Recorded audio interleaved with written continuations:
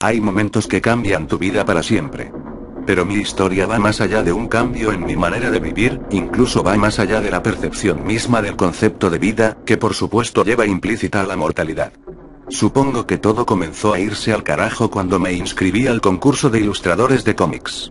Desde pequeño demostré una aptitud para dibujar, y desarrollé ese talento desde entonces. En mis años de juventud me dediqué a hacer caricaturas en los parques e ilustraciones por honorarios. Nunca fue dinero estable, a veces había mucho trabajo y a veces no tenía ni un centavo. Pero sobrevivíamos. Mi abuelo y yo. Mis padres murieron cuando yo era muy niño y solo nos teníamos el uno al otro. En muchas ocasiones me tuve que quedar sin comer para poder comprar sus medicinas. Él tenía diabetes, la maldita enfermedad que lo dejó ciego. Sabíamos que moriría pronto, pero ninguno de los dos hablaba abiertamente de ello. Hubiera resultado doloroso para ambos. Pero me estoy desviando del tema.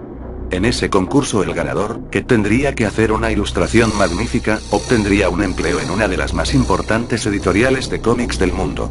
Por supuesto, se trataba de un puesto pequeño, pero era algo. Para mí, ganar significaría tener un empleo fijo haciendo lo que más me gustaba, pero más importante, quizás mi abuelo tendría un par de años más de vida gracias al flujo constante de dinero, y por lo tanto, de medicinas. Fue por esos días que empecé a tener esos sueños extraños. Para mí era difícil definir si de verdad estaba soñando, lo que pensé en ese entonces era que estaba experimentando los sueños más vívidos que jamás había tenido. Soñaba con un hombre de edad algo avanzada, por su apariencia me parecía que estaba por los 50 o 60 años de edad, y por su atuendo parecía que era rico, pero que no era de esta época. Esto lo deduje por su atuendo, por su manera de hablar, con palabras ahora en desuso, y por el lugar en el que estábamos. Era un restaurante de lo más fino, brillante bajo la luz de cientos de velas y adornado con muebles elegantes pero anticuados, comparándolos con los muebles de esta época. El hombre usaba un monóculo, guantes blancos y un gran bigote del color de la nieve. Recuerdo que platicábamos de cosas sin importancia, sin embargo yo notaba que él siempre estaba preocupado por alguna razón. Debo mencionar que así eran los primeros sueños con él, pero luego de algunas noches, mientras se acercaba más y más el día del concurso, los sueños cambiaron de tono. Durante el día yo practicaba con una vehemencia casi enfermiza. Mi abuelo me decía que no me obsesionara con el concurso. Que no se trataba más que de un trabajo y que sería mejor para mí relajarme, porque si llegaba a perder el concurso podía caer en una gran depresión. En ese momento no pude creer sus palabras tan desalentadoras. Estaba furioso con él por su falta de apoyo, después de todo lo estaba haciendo no solo por mí, sino por él. Debí de haberle hecho caso, a él y a mi posterior advertencia, debí darme cuenta de que no eran ni actitudes seniles ni casualidades. Esa misma noche, durante mi sueño, el hombre del monóculo y yo estábamos platicando de frivolidades en el mismo restaurante, en la misma mesa, en el mismo lugar, como todas las noches, cuando su aspecto armónico y refinado cambió súbitamente. Estaba claramente alterado por algo. Me dijo: deja de dibujar, deja tus obsesiones, déjalo todo y vete lejos, váyanse lo más lejos que puedan y no miren atrás. Su advertencia tenía cierto tinte de súplica, o su súplica tenía cierto tinte de advertencia. No supe cómo interpretar sus palabras.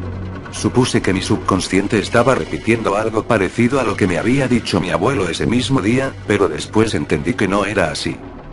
Y finalmente el día del concurso llegó.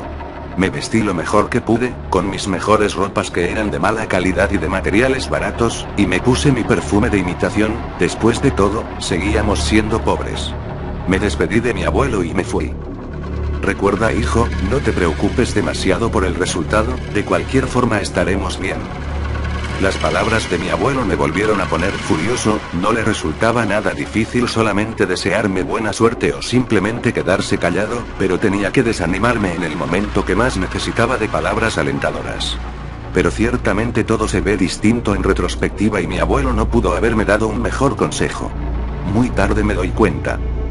No daré muchos detalles del concurso, porque después de todo el odio que le guardo a la plástica clase alta a la que posteriormente pertenecí, aún permanece conmigo. Basta decir que no solo perdí, sino fui humillado por mi clase social. No fue algo obvio, o algo verbal, pero las miradas de la gente universitaria y de estudios avanzados en apreciación de arte que me evaluaron eran más que suficiente para saber que mi aspecto les resultaba repulsivo, sus muecas lo suficientemente obvias para ver que mi olor de perfume barato les resultaba ofensivo, y aunque mis ilustraciones eran por mucho mejores que las de los demás estúpidos, los evaluadores escogieron al tipo mejor posicionado económicamente hablando, y por supuesto, con más títulos adjudicados a él. Admito que su ilustración era muy buena, mejor que la de muchos, pero para nada mejor que la mía. Salí del edificio lleno de rabia hacia ellos, hacia el sistema que me aplastó por sus imbéciles jerarquías, pero sobre todo con mi abuelo y conmigo. Mi abuelo me desalentó y yo fui lo suficientemente estúpido como para creer que de verdad tenía una oportunidad, ignorando ciegamente cómo funciona el mundo en realidad. Me embriagué con el poco dinero que tenía, y, lo admito, lloré de coraje y de odio. Llegué a casa directo a la cama, sin dirigirle la palabra a mi abuelo, y dormí, o considerando lo ebrio que estaba, más bien me desmayé en la cama. Y, nuevamente, soñé con el hombre del monóculo. Pero esta vez la tranquilidad de mis encuentros con este hombre estaba ausente. En el sueño, ni siquiera me sentía presente como una persona física como antes, sino que solo me sentía como un espectador incorpóreo. Estábamos en un cuarto pobremente iluminado, el hombre con su camisa remangada, sin su característico monóculo, estaba sentado en un banquillo, sudando y pintando en un óleo, pintaba con pinceladas poderosas y frenéticas, con una expresión de dolor en su cara. Incluso me pareció que estaba llorando, pero la débil luz no me dejaría confirmarlo. Al principio no lo noté, pero había una tercera persona con nosotros. Vestía una túnica negra y tenía cabello largo tan rubio que casi parecía blanco. Era difícil decir si era hombre o mujer, pues sus facciones eran tan finas como las de una mujer pero no tan femeninas, su cuerpo delgado y fuerte, pero no demasiado como para que pareciese un hombre. El tercer espectador solo observaba al hombre, riéndose de su aparente sufrimiento. De repente el hombre dejó de pintar, azotó su pincel contra el piso, hundió su rostro en sus rodillas, abrazándolas con sus brazos, y comenzó a gritar y llorar. Maldito seas, maldita seas, ¿por qué me hiciste esto? ¿Por qué fui tan estúpido? La figura negra rió, y habló. Termina el trabajo. Su sonrisa y su voz solo me confundieron más acerca de su género. Después de algunos momentos, el hombre se puso de pie y retomó su labor. Solo un par de pinceladas más y había terminado. Había hecho un retrato de una hermosa mujer, que de alguna forma me recordaba a las hermosas y místicas gitanas. Desperté sobresaltado en medio de la noche, sin entender por qué había soñado esto, sin saber el significado de mi sueño, pues a veces los sueños son representaciones simbólicas de las cosas que nuestro subconsciente tiene en constante recuerdo. Al menos es lo que pensaba de los sueños, pero no entendía nada de esto. Mi subconsciente tendría que estar muy jodido como para soñar algo tan extraño. Esa noche mi abuelo me hizo compañía, pues lo vi dormido en un sillón en mi cuarto, y no en su cama. Se despertó con mi sobresalto, y hablamos del concurso, de cómo fui aplastado y humillado, y también le hablé acerca de mis extraños sueños. Quizás tu subconsciente no tiene que ver con estos sueños. Mi abuelo, siempre tan supersticioso y anticuado, tenía la razón todo el tiempo. Privado de su vista, podía ver y entender cosas que yo, con un par de ojos en perfecto estado, no podía ni empezar a razonar. Los días pasaron, convirtiéndose en meses, y mi enfermiza obsesión por mejorar en mis dibujos me llevó a perder los pocos amigos que tenía, y a distanciarme sentimentalmente de mi abuelo. En ese entonces sentía que él no me entendía y que solo me estorbaba. Lo resentía y lo detestaba por querer detenerme en lo que entonces entendía infantilmente como seguir mis sueños. Cierta noche, tuve otro encuentro con el hombre del monóculo. Él estaba en el mismo cuarto oscuro de la última vez. Pero en lugar de estar sentado en su banquillo, estaba de pie sobre él, montando una soga en el techo. Estaba preparándose para terminar con su vida. Tenía una foto en su mano, la miró y una lágrima brilló bajo la débil luz del cuarto. Pronto estaremos juntos, dijo el hombre. Te comprometiste a darme todo tu tiempo cuando tomaste ese cuchillo. Si haces esto solo te convertirás en una esencia errante atrapada en el tiempo y el espacio. Respondió una voz extraña. Salté un poco ante la sorpresa de esta voz, que momentos después vi que pertenecía a la persona en túnica negra de la otra noche, pero el hombre ni siquiera giró su mirada. Parecía estar consciente de su presencia, pero más que eso, parecía estar determinado a morir, incluso parecía que quería morir lo más pronto posible. Estaba desesperado entonces, lleno de obsesiones y de sueños de grandeza. Me utilizaste. Luego de decir esto, el hombre del monóculo se puso la soga en el cuello y empujó el banquillo con sus pies. Murió dolorosamente, al parecer. Busqué con la mirada a la persona de la túnica negra, pero ya no estaba en el cuarto. Miré la fotografía que ahora yacía en el piso. En ella posaba una versión joven del hombre, junto a una mujer. Estaban afuera de una iglesia. Era evidente que estaban recién casados. Miré con más detenimiento a la mujer. Era la mujer que me había recordado a las místicas gitanas. Era la esposa del hombre del monóculo. Esa fue la última vez que soñé con él. De haber entendido todo en ese momento, todo hubiera sido diferente. Juré que este último sueño moriría conmigo, si es que alguna vez llego a morir, pero después de tanto tiempo he decidido escribírtelo, por si eres de esos que siguen sus sueños ciegamente. No es bueno dedicarte erráticamente a ellos. La situación con mi abuelo empeoraba día a día. Una ocasión discutimos fuertemente, al punto que tuve que salirme de casa unos días. Yo quería mucho a mi abuelo, pero su falta de fe en mí me parecía odiosa, me lastimaba y fastidiaba a la vez. Le grité cosas de las que nunca podré disculparme. Me quedé en un motel barato e infestado de cucarachas, pues ya no tenía amigos a quien acudir. Fue allí donde se me presentó la persona de túnica negra. Me llené de terror y confusión. Pensé que estaba soñando otra vez, pero al pensar esto la persona en túnica suavemente movió su cabeza de un lado a otro como tratando de decirme que no lo estaba. Me dijo: tengo algo que te interesa. Puedo darte lo que necesitas para ser mucho mejor en tu arte. Es algo que está dentro de ti, está en tu naturaleza y en la naturaleza de todas las personas. Yo solo estoy aquí para desbloquearlo, para enseñarte el camino. En este punto sabía que esto era algo real, pero fuera de cualquier parámetro de lo normal.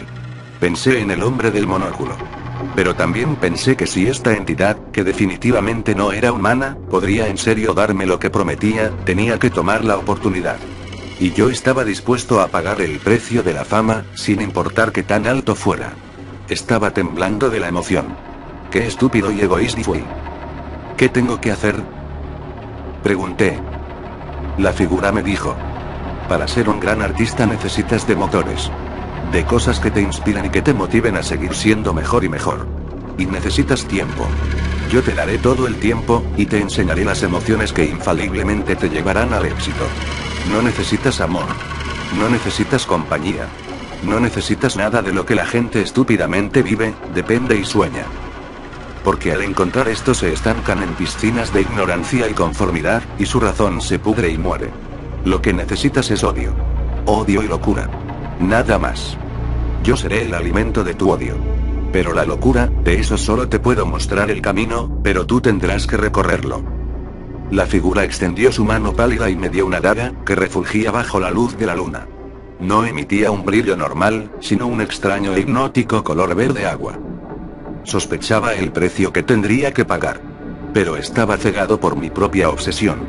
La figura me señaló la puerta, y entendí que teníamos que irnos. Mis sospechas se confirmaban, mientras nos acercábamos más y más a mi casa. Durante el trayecto, a veces la figura parecía masculina, a veces femenina, y a veces simplemente sin género. Esto es difícil de describir. Es como si a veces fuera una mujer la que me hablaba, a veces un hombre, pero no por separado, sino al mismo tiempo, solo que a veces la entidad tenía un carácter más hacia el lado masculino y a veces más hacia el lado femenino. Esto tiene importancia, ya verás por qué. Llegamos a la puerta de mi casa. Estaba frío de miedo, la navaja temblaba en mis manos, porque entendía lo que esta entidad quería que hiciera. Y, como me lo prometió, solo me indicó el camino a la locura, pero yo tendría que recorrerlo. Intenté entrar con mis llaves, pero la figura me tomó del hombro y me detuvo. Señaló a la ventana trasera. Entra por allí, pensarán que fue un robo. Siguiendo sus instrucciones, forcé la ventana. Estaba en la cocina. Sigilosamente entré al cuarto de mi abuelo. Él yacía en su cama, durmiendo. Quizás el hecho de que mi abuelo era ciego me facilitó las cosas, pues aunque cuando lo apuñalé abrió sus ojos en sorpresa y terror, nunca supo la identidad de su atacante. Lloré e instantáneamente intenté decirle que me disculpara por esto y por las cosas que le había dicho hace días, por mi comportamiento distante y frío de los últimos meses, pero fue inútil, pues la vida había deshabitado su cuerpo. No sabes lo que es tener que cargar con ese peso, que la única persona que te quiso de verdad murió por tus actos, en tus manos, y que ni siquiera pudiste disculparte. Jamás. No me puedes ver mientras escribo esto, pero estoy llorando. Recordar es vivir, dicen, y aunque ya han pasado años, el recuerdo todavía me enloquece. El poder de esa enferma entidad en verdad funcionó. De verdad enloquecí. Y de verdad la odio con todas mis fuerzas. Por lo que me hizo. Pero me odio más a mí por haberlo hecho, por ser tan egoísta, tan ciego y tan tonto. La policía ciertamente pensó que fue un robo. Asumieron que el ladrón entró y asesinó a mi abuelo, pero que al ver que no teníamos absolutamente nada de valor, se fue con las manos vacías. No sé por qué no fui descubierto. Pienso que fue parte de la deficiencia policíaca, pero también fue parte de la influencia de esa entidad, seguramente fue así. Los meses que siguieron fueron agridulces, pero eventualmente se volvieron un tormento. Trabajaba día y noche, el odio y la locura desde entonces fueron mis únicas razones y motivaciones para trabajar. Eran mi inspiración. La figura en túnica negra se me presentaba cada vez que empezaba a dibujar, para vigilarme como el demente centinela que es, para refrescar mi odio hacia él, o ella, o lo que sea. Y la locura siempre me acompaña. El recuerdo de la muerte de mi abuelo me persigue siempre, generando la locura. Pero a veces el odio podía más que todo. A veces no podía contenerlo. En más de una ocasión, no pude contener mi rabia, y de diferentes maneras intenté atacar a la figura. Siempre que lo intentaba, la figura cambiaba a su modo femenino, pero de una forma diferente. Tenía una expresión de verdadero dolor, con lágrimas en sus mejillas. Lloriqueaba mientras débilmente se cubría el rostro con sus manos. La imagen era demasiado triste, o demasiado patética, y casi siempre me hacía desistir en mi ataque. Pero a veces incluso esto no era suficiente para detenerme. Era entonces cuando la figura cambiaba a su modo sin género, una mueca sin parecido humano, de dientes pútridos y afilados, y cuencas vacías y sangrantes. Y era entonces cuando su risa gorgoteante y gutural comenzaba. Esto siempre me detenía. Pero la entidad cumplió su trato en todos los aspectos. En poco tiempo me llegaron grandiosas ofertas de empleo. Tenía ríos de dinero. Llegué a tener al joven que me derrotó en aquel concurso como uno de mis súbditos. Y no me detenía ni dudaba en humillarlo en frente de mis otros empleados siempre que tenía la oportunidad, asignándole los trabajos más degradantes como preparar el café o ir a las fotocopias. El tipo no tenía la culpa de que yo lo detestara, no tuvo la culpa de estar en una posición económica mejor que la mía en ese entonces, pero no me importaba, de alguna manera tenía que liberar los innumerables tormentos que me invadían. Aunque mi momento de auge fue breve, fue bueno.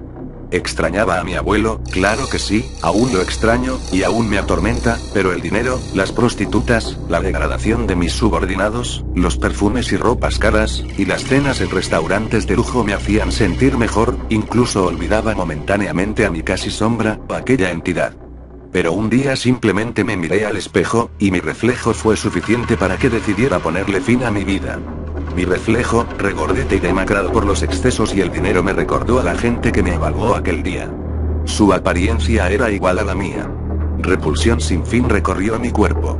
Pensé en mi suicidio por semanas. No sería difícil hacerlo.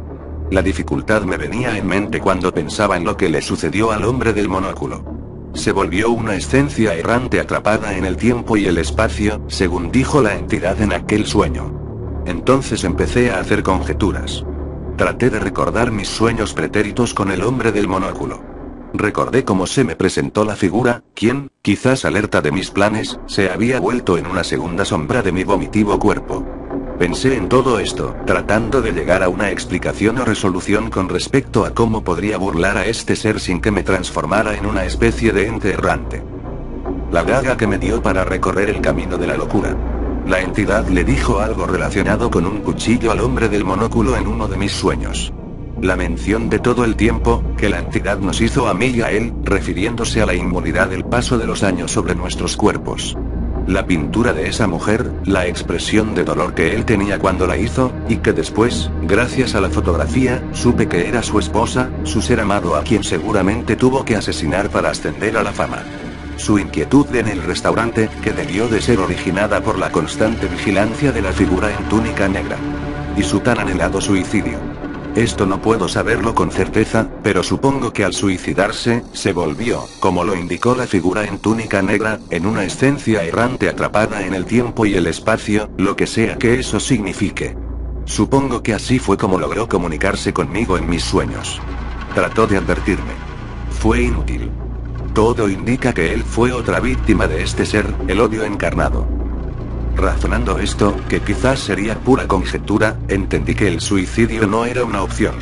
Solo le estaría dando la victoria a ese ser. Pero no podía seguir con esta vida por toda la eternidad. Ya no podía ni vivir conmigo mismo. Pasó algo de tiempo, pero finalmente tuve una idea. Quizás si me imposibilitaba físicamente para dibujar, la entidad tendría que entender que ya no me era posible seguirle sirviendo. Era una noción muy vaga, pero tenía que intentarlo. Esa misma noche tomé un martillo, y golpeé mi mano derecha hasta que me desmayé del dolor. La figura observó cada golpe, en su terrorífico modo sin género con su risa infrahumana, diciéndome todo tipo de cosas enfermas y nefastas. Pero nada de esto fue suficiente para detenerme, aunque sus palabras resonaran en cada rincón de mi cerebro. Entonces recurrió a trucos más viles, que en lugar de detenerme me motivaron a seguir martillando.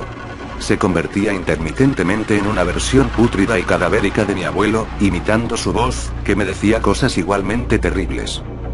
Mi mano quedó hecha pedazos. Los doctores pudieron salvarla, pero el daño que le había hecho fue irreparable. Aún tengo cierta sensibilidad y puedo flexionar los dedos muy levemente, pero para nada soy capaz de agarrar un lápiz ni de escribir, mucho menos de hacer los más sencillos trazos de un dibujo. Pero mi sacrificio funcionó.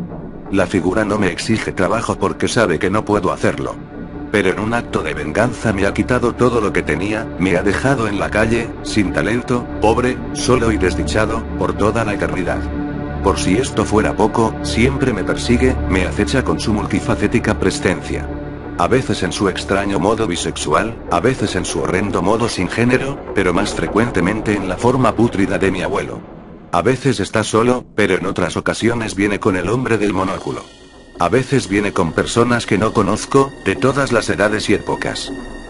Supongo que son algunas de sus otras víctimas, de las mascotas que no pudieron resistir el tormento y recurrieron al suicidio, pero entonces ¿de qué tan atrás en el tiempo data la existencia del odio encarnado? Supongo que he de morir algún día. Nada es eterno. Ni él.